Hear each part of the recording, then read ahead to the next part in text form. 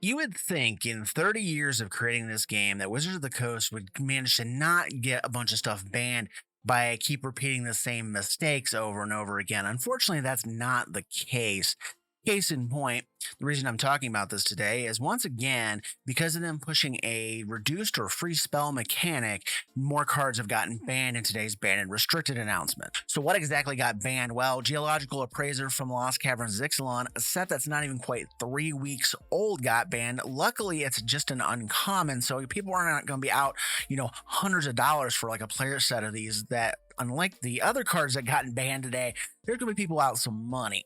So aside from the banning of the Geological Appraiser, Karn the Great Creator also got banned in Pioneer, but that's not germane to the discussion I wanted to have today, which is about free and discounted spells. But then we also have one of the worst offenders I can think of in Fury getting banned in Modern, and we'll talk more about him later. And then we also had Up the Beanstalk get banned in Modern as well, which isn't quite as in the vein of what it is, but it was abused by free and discounted spells as well. So let's take a look now at kind of a small history of free and discounted spells and why I think it's a really bad idea they keep trying to push this mechanic and it just doesn't work. So first, let's take a look at the mechanic causing today's issue with the bans, and that is the Discover mechanic that was newly introduced in the Lost Caverns of Ixalan. Discover is an enters the battlefield trigger that allows you to reveal a set amount of cards based off whatever the card happens to be to dig through your deck until you hit a card with a mana cost equal to or less than the Discover number on the card, and then you get to cast it for free or put it into your hand. If this sounds familiar, it's a variation on a past mechanic with its own issues, Cascade, which we'll circle back to later. For now, let me explain the current issue in Pioneer and why the ban had to happen.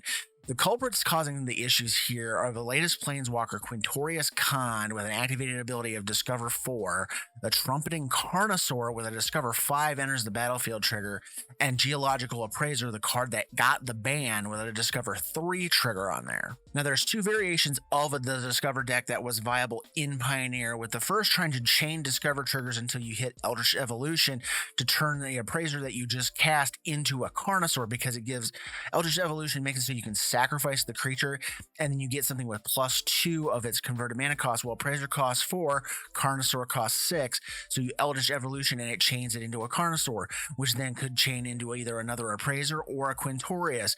You get the next trigger, you go digging through and you hit either another one of the Eldritch Evolutions or you hit another Appraiser off of Quintorius or whatever, and you just keep going and going and going, and by the time you're done sputtering out with this, you could end up with just a full board of Carnosaurs on your third turn, and if your opponent does not have a board wipe, they're dead. The other version of this deck uses clones to either clone Quintorius, Spark Double, and Clever Impersonator, or they clone the Discover creatures, and every Discover cast nets you 2 damage off of Quintorius's passive trigger. So you can chain enough off of this, you can burn someone low and either finish them off with the creatures, or if you get the nut draw, it keeps going until they get burned out by Quintorius's trigger. And this can happen as early as turn 3 to 4 with the Geological Appraiser in the format. So their reasoning behind the ban of the Appraiser is they didn't want to force every single deck in Pioneer to pack a ton of removal just to respond to this kind of thing. So that was what got the ban.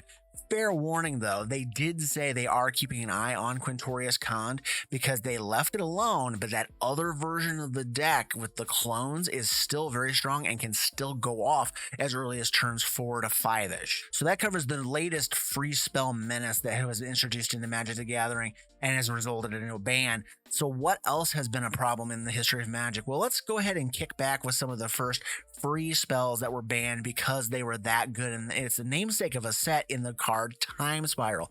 This is part of a cycle that are known as the refund spells that you had to pay for, but then the mana was refunded in the form of untapping the lands equal to the mana value spent on the spell. So Time Spiral costs 4 and 2 blue. You would end up untapping 6 lands when the Time Spiral resolved, and that was supposed to be a fixed version of the Power 9 card Time Twister. Instead, it's almost a better version of Time Twister because then you get to cast it and then untap with a newly loaded hand. And as a result, it ended up banned in Standard and Legacy back in 1999, and some of its contemporaries such as Cloud of Fairies, Frantic Search, and Peregrine Drake have all caught bans in the Pauper format. Commander players should recognize the power of the Drake since it fuels many infinite combos in the format as well as its big brother, but that one is on the restricted list, the Palancron. So this first set of bans should have been a lesson that WotC learned from, and they did not. If anything, they've gotten worse about it with spells they've actually printed since then.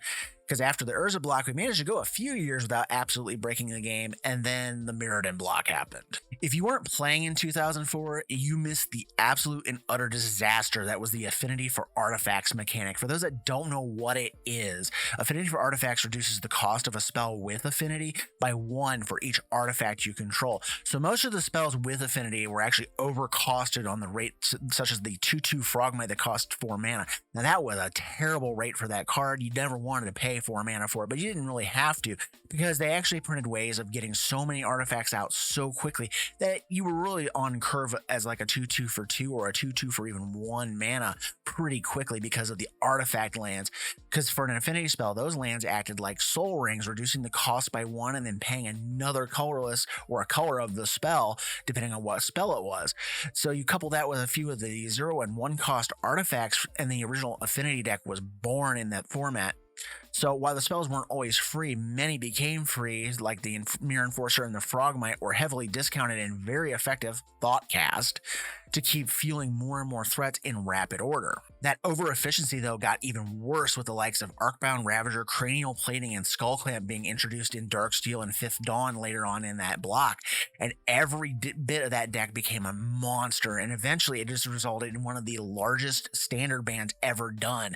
Skullclamp got hit in late 2004 because it was appearing in every standard deck, including the Ravager Affinity decks, and about 5 or 6 months later, the hammer finally came down, and they ended up banning the Arcbound Ravager, Disciple of the Vault, which it pings for every kind of an artifact goes to the graveyard, and all 6 artifact lands, utterly destroying that entire deck archetype in standard because they wanted to make sure that it was done, dead, and dusted. When the modern format was created 6 years after the ban, they took no chances with Affinity ever appearing as it did in the standard format, and immediately banned the artifact lands and Skullclamp upon creation of the format, and they remained there on the ban list 12 years later. So moving along to the next problematic mechanic, we talked about this one earlier during the Discover part, and that is Cascade. The difference in the mechanics, though, are very subtle but important.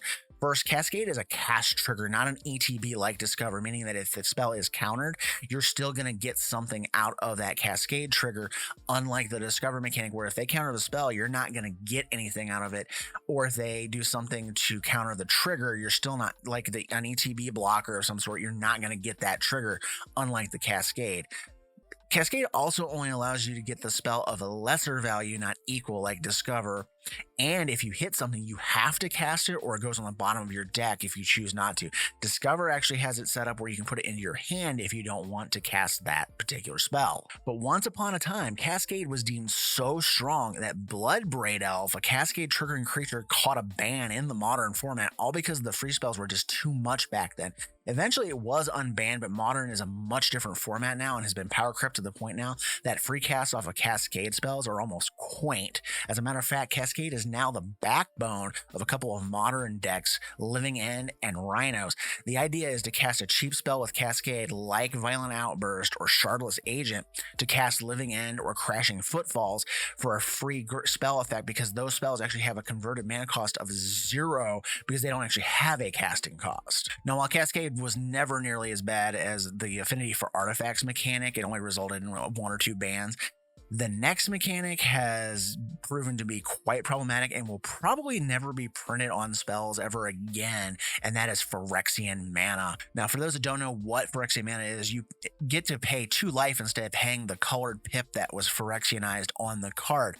And, you know, it's supposed to be a drawback that you're paying life on this thing, but instead it enabled very just bad feels gameplay, because then you could use that mana to do something else and, you know, cheap the spell out on the sly here. And then it just ended up causing more bans to happen because Mental Misstep got banned, and then Gitaxian Probe got banned.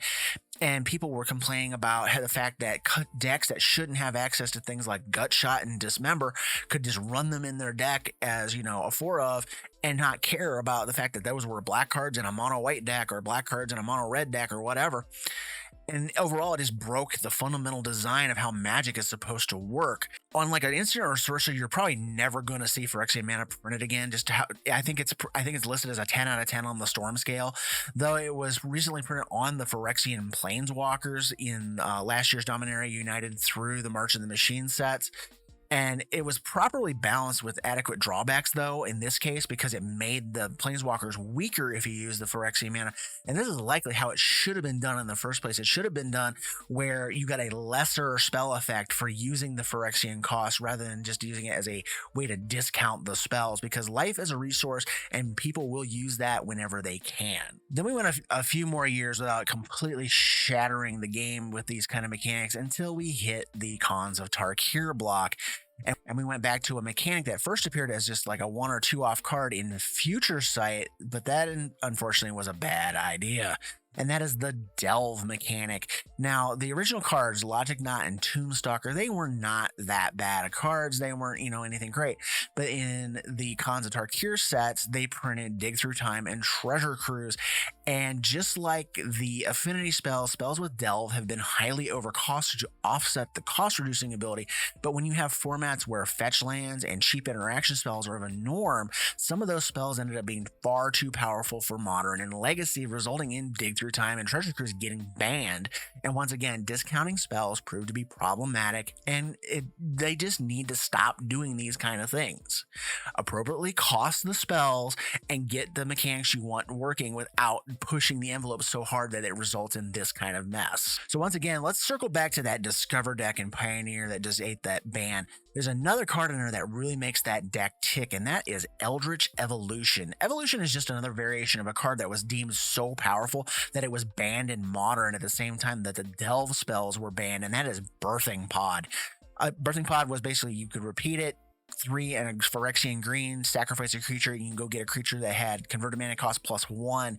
Eldritch Evolution makes you sack a creature and you get a converted mana cost +2 off of it. I think the only reason that Eldritch Evolution does not eat a ban right now is because it's not repeatable, unlike the Birthing Pod. That's why it got banned. Now, the supposed balancing mechanic here is the fact that you're going to have to spend mana on a different creature, and then you're going to have to sack that creature down the line to go get something else with the pod and the Eldritch Evolution, but you're trading up in mana value, so in all likelihood you're getting a better threat anyhow, so it's not really a drawback. And this kind of sack tutoring is what I like to call it, is just kind of messed up and causes issues like this. Now, since pod got banned, we haven't really had a mechanic itself get banned or cause these kind of issues, but we've had several one-off spells get banned that are just they caused problems, and they were deemed too much for the formats, and they got banned because of it. So like we have things like Aetherworks Marvel from Kaladesh. You were able to cheat in like 11 cost Eldrazi's and stuff like that using Aetherworks Marvel and all the energy cards.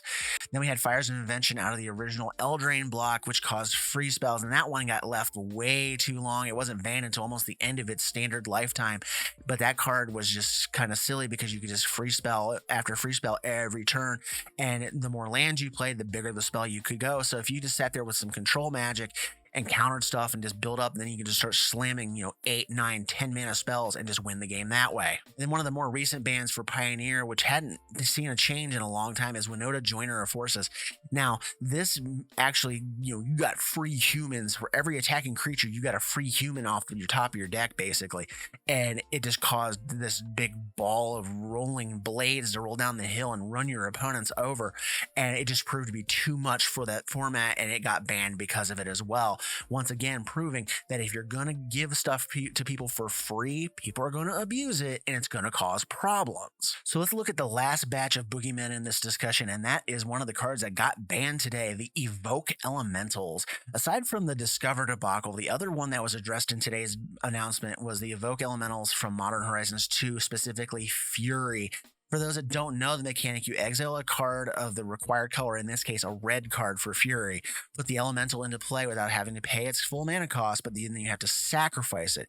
But you'll still get the ETB trigger attached to it. In the case of Fury, it was deal 4 damage divided between any number of creatures or planeswalkers. Fury is an absolute all-star of the Rakdos Scam deck in Modern, and it also features in the number 2 deck, the 4-color Omnath deck as well, because it's an elemental. And it really needed to be banned because those 2 decks are just combined making up over 25% of the entire Modern format. Most decks should only have around 5% representation in any given format. That's kind of what the healthy marker is in a format. And Scam is sitting around 17% as of this morning. And then the four color Omnath deck was about 8%. So you're coming in right around that 25% mark for those two decks. And that is just crazy high. That indicates that a serious correction is needed to be made to the modern format. And because, once again, it's because you made a spell that you don't have to pay retail for to get the effect. And then on top of that, people figured out that if you play the resurrection type spells like Undying Evil or Not Dead Yet, you get to get double use out of the ETB triggers on each one of them, and you get to keep the elemental once it comes back off of those res spells. Now, these kind of exile cost spells have existed since the Alliances set, with cards like Force of Will and Contagion, but they are just still as busted now in 2023. And once again, they haven't learned their lesson. They need to stop printing this kind of stuff because it just leads to broken formats and banned cards and feel bads, because now people who are sitting on a player set of Furies are going to be out around $80 because they go for about $20 a piece. So what did you guys think? Did I miss a mechanic that is just absolutely busted that dealt in free or discounted spells? Is there a way for them to make a free or discounted spell that isn't going to absolutely just shatter a format like these spells have time and time again proven to do? Or are they just doomed to failure and they just need to stop making them altogether? What is your thoughts on the matter? Let me know in the comments below. And as always, thank you for watching and have a great day.